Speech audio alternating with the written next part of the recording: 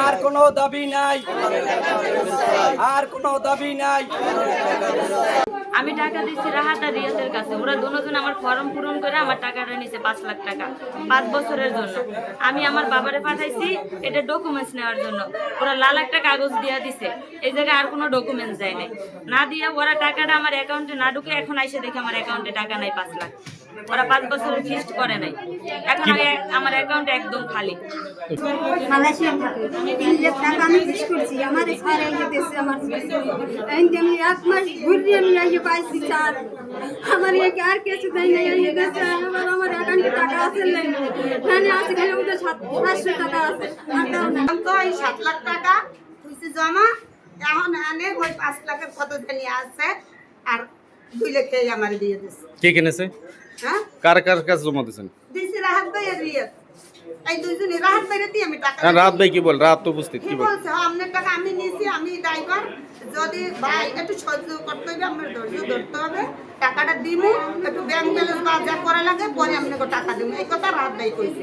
গ্রাহকের তথ্য মতে আমি এখন পর্যন্ত 15 জন পাইছি। 15 জন পাইছি। এই টাকাগুলা অ্যাকাউন্টে জমা না দিয়া তার ব্যাংক অ্যাকাউন্টে জমা দিচ্ছে এবং গ্রাহককে বুঝাইতেছে সার্ভার সমস্যা, পরবর্তীতে মেসেজ যায়। কিন্তু দেখা গেছে এক একজনের মেসেজ 1 বছর 2 বছরও যায় নাই, কিন্তু তারা কখনো কোনো অভিযোগও দায়ের করেনি কারো কাছে। আর 2000-এর নিচে অ্যাকাউন্ট আছে।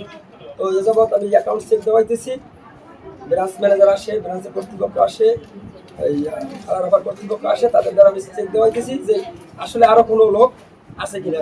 কিন্তু ব্যাংকে যে টাকা হয়েছে, ওই ডিপোজিট হয়েছে, অ্যাকাউন্টে যে টাকা ঢুকছে, সে টাকার কোনো সমস্যা হয় নাই।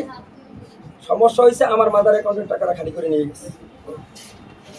তো মাদার অ্যাকাউন্টে 1 টাকাও নাই, মানে টোটালটা জিরো বানাই গেছে।